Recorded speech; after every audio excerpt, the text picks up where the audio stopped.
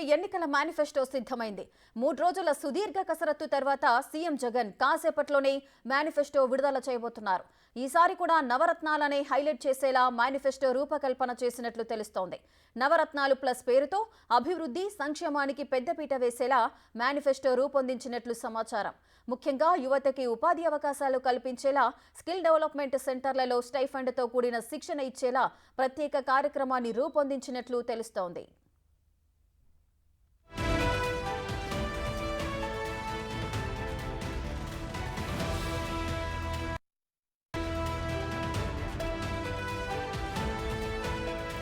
మహిళలే టార్గెట్ గా వైసీపీ మేనిఫెస్టోకు రూపొందించారు. మరోవైపు అమ్మ ఒడి, పెన్షన్లు, రైతు భరోసా, చేదోడు నిధులను పెంచనున్నట్లు తెలుస్తోంది. వెనుకబడిన రైతుల కుటుంబాల్లోని ఆడపిల్లల పెళ్లిళ్లకు 50,000 రూపాయల ఆర్థిక సహాయం అందించనున్నారు. వితంతువులు, వికలాంగులు, 50,000 పైబడిన వారికి ఉచిత బస్సు ప్రయాణం పథకాన్ని తీసుకొస్తున్నట్లు తెలుస్తోంది. ముఖ్యంగా ప్రభుత్వ వ్యతిరేక వర్గాలను ఆకర్షించేందుకు ఈ మేనిఫెస్టో ద్వారా ప్రయత్నిస్తున్నట్లుగా సమాచారం. అటు వ్యాపార వర్గాల కోసం ప్రత్యేక కార్యాచరణ రూపొందించనున్నట్లు తెలుస్తోంది.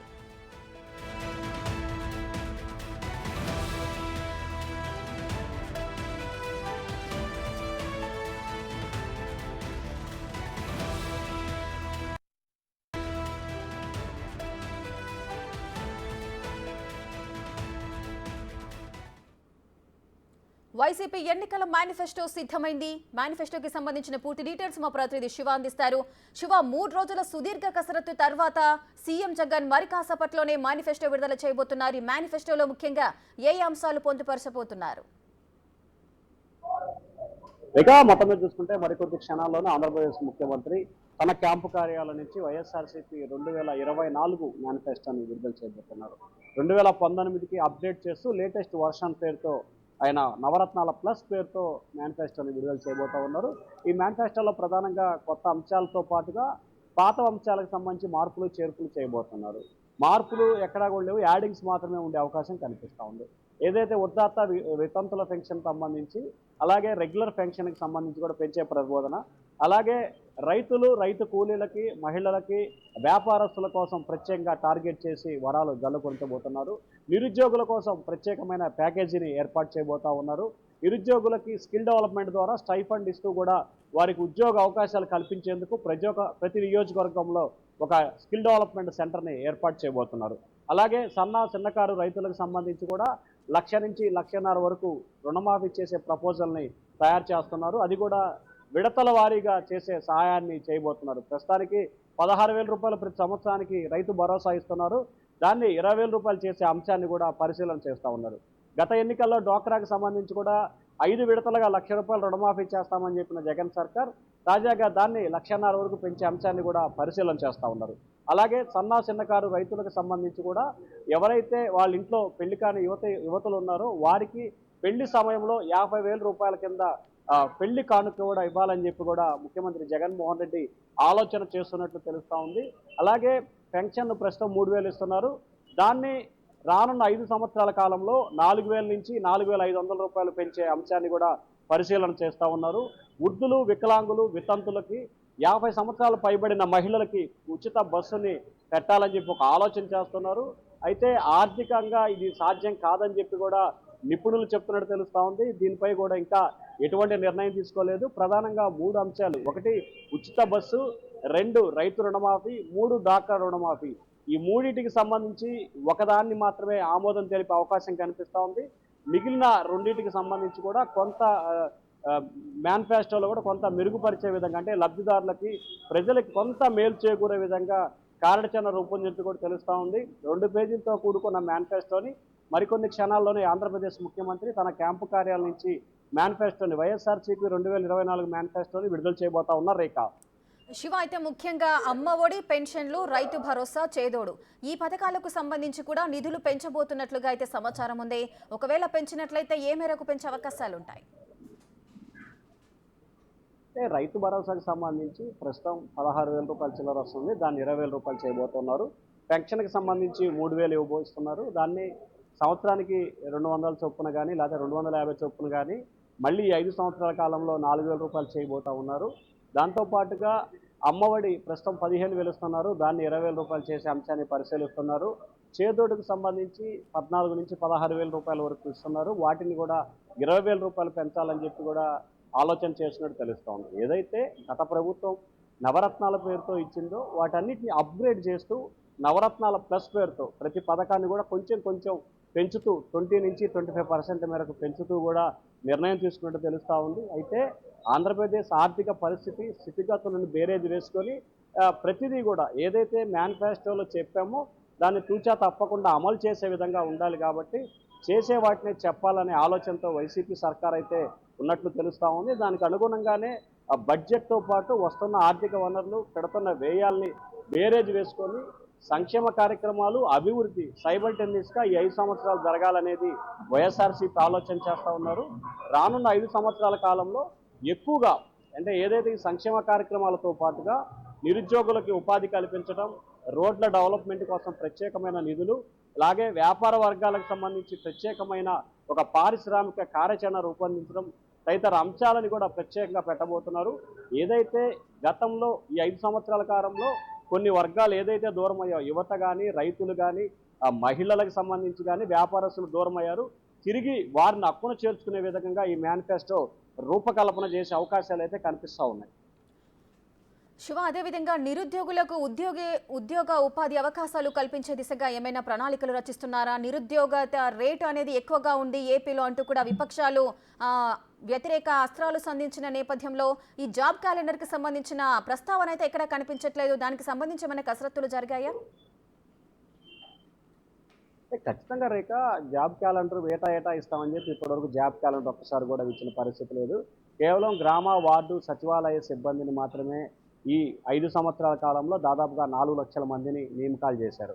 సచివాలయ సిబ్బందిని 1,60,000 మందిని చేస్తే గ్రామ సచివాలయం, వార్డు సచివాలయానికి సంబంధించి 2,64,000 మందిని కాంట్రాక్ట్ పద్ధతిని ఎంపిక చేసిన పరిస్థితి. సో ఈ ఉద్యోగాలు తప్ప ఎక్కడ కూడా ఎటువంటి ఉద్యోగాలు చేయలేదు. ఎంటెక్, బీటెక్, డాక్టర్లు చేసిన వారు కూడా 5,000 రూపాయల కోసం గ్రామ సచివాలయ సిబ్బంది కింద పనిచేస్తున్నారు. సో ఈ నేపథ్యంలో జాబ్ క్యాలెండర్ కానీ, ఉద్యోగులకు ఉపాధి కల్పించడంలో కానీ, నిరుద్యోగ నిర్మూలనకు మాత్రం ఈ 5 సంవత్సరాల కాలంలో ఈ ప్రభుత్వం ఎటువంటి కార్యాచరణ తీసుకోలేదు. ఆంధ్రప్రదేశ్ దేశంలోనే నిరుద్యోగ యువతకు ఉపాధి కల్పించడంలో వెనుకబడిపోయింది, పూర్తి స్థాయిలో వెనుకబడిపోయింది. గతంలో ఉన్న బీహార్ కంటే కూడా ఆంధ్రప్రదేశ్ ఇప్పుడు వెనకబోయిందని చెప్పి ప్రతిపక్షాలు అయితే ఆరోపణ చేస్తున్నాయి. మరి దాని దిశగానే ఈసారి రాష్ట్ర వ్యాప్తంగా 175 అసెంబ్లీ నియోజకవర్గాల్లో స్కిల్ డెవలప్మెంట్ ద్వారా ప్రతి నియోజకవర్గంలో కూడా ఒక సెంటర్ని ఏర్పాటు చేసి గ్రౌండ్ విత్ సెంటర్ పేరుతో ఏదైతే అక్కడ నిరుద్యోగులందరినీ ఎంపిక చేసి వారికి శిక్షణ ఇస్తూ, ఉపాధి ఉద్యోగాల్లో శిక్షణ కల్పిస్తూ ప్రతి నెల కూడా కొంత స్టైఫండ్ అంటే నిరుద్యోగ వృత్తిలాగా ఇవ్వాలని చెప్పి వైఎస్ఆర్సీపీ ఒక ఆలోచన చేస్తూ ఉంది. ఆ ఆలోచనకు సంబంధించి కూడా కసరత్తు జరిగినట్లు కూడా తెలుస్తూ ఉంది. రాష్ట్ర వ్యాప్తంగా 175 నియోజకవర్గాలకు సంబంధించి ప్రతి నియోజకవర్గం నుంచి 20 నుంచి 30,000 వరకు నిరుద్యోగులు ఉన్నట్లు కూడా ప్రాథమిక అంచనాలు చెప్తా ఉన్నాయి. సో వీరందరికీ దాదాపుగా ఈ నిరుద్యోగులందరూ ఎవరైతే ఉన్నారో దాదాపుగా ఉన్న 50 లక్షల మంది నిరుద్యోగులు ఉన్నట్లు కూడా ఐడెంటిఫికేషన్ అవుతుంది. ఈ 50 లక్షల మంది నిరుద్యోగులకి ఉపాధి కల్పించే ధ్యేయంగా ఆంధ్రప్రదేశ్ ఈ 5 సంవత్సరాలు కసరత్తు చేయాలని చెప్పి భావిస్తూ ఉంది. దానిలో భాగంగానే నిరుద్యోగ సమస్యని ప్రధానంగా నిర్మూలించాలనే ఏకైక ఎజెండాతో కూడా ఈరోజు మేనిఫెస్టోలో నిరుద్యోగుల సమస్యపై ఉపాధి కల్పించడం దానిపై కూడా ప్రధానంగా ఒక అంశాన్ని కూడా చేర్చే అవకాశాలు కనిపిస్తా ఉన్నాయి రేఖ. శివ, అదేవిధంగా ఇప్పుడు మేనిఫెస్టో వైసీపీకి సంబంధించిన మేనిఫెస్టో రిలీజ్ అయ్యే నేపథ్యంలో అటు టీడీపీ అధినేత చంద్రబాబు నాయుడు కూడా స్పందించడం అయితే జరిగింది. ఆయన సోషల్ మీడియాలో జగన్ ఉద్దేశించి ఒక పోస్ట్ పెట్టారు. మేనిఫెస్టో అనేది మీకు బైబుల్, ఖురాన్, భగవద్గీతతో సమానమని చెప్పుకుంటూ వస్తున్నారు. మరి ఆ నేపథ్యంలో 2019లో మీరు రిలీజ్ చేసిన మేనిఫెస్టోల సంగతి ఏంటి?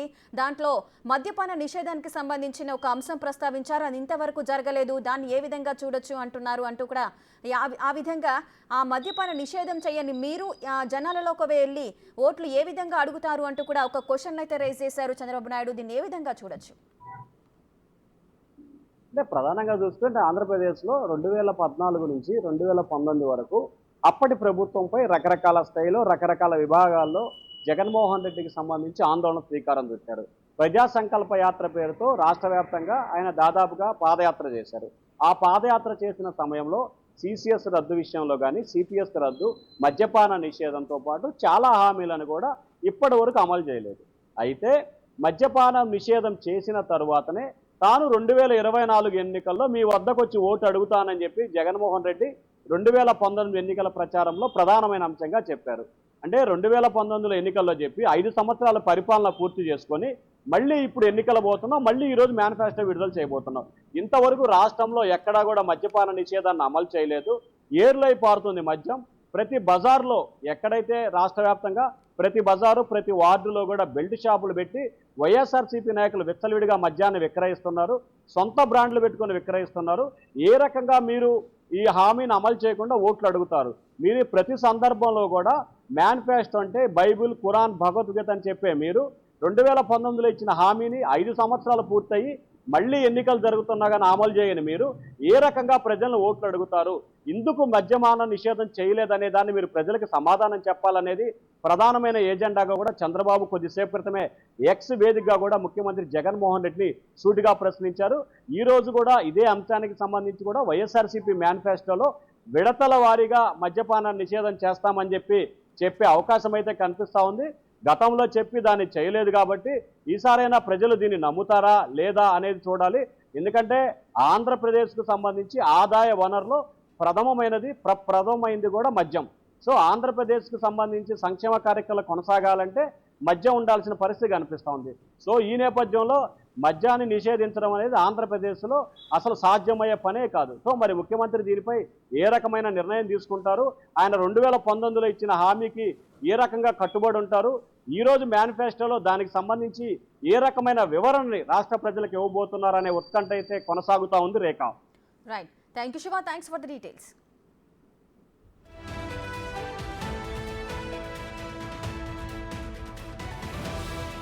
ఇక వైసీపీ మేనిఫెస్టో అంశంపై టీడీపీ అధినేత చంద్రబాబు నాయుడు ట్విట్టర్ వేదికగా వ్యంగ్యాస్త్రాలు సంధించారు. మేనిఫెస్టో అంటే బైబుల్, ఖురాన్, భగవద్గీత అన్నావు, వాటిల్లో ఏ ఒక్కదాని మీదన్నా నీకు గౌరవం ఉందా అంటూ జగన్ను ప్రశ్నించారు.